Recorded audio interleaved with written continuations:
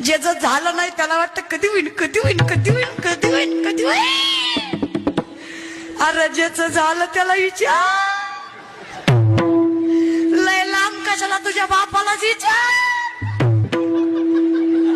ती सांगेल काय गोंधळ असतोय ती. 2-4 वर्ष लय मजा येते,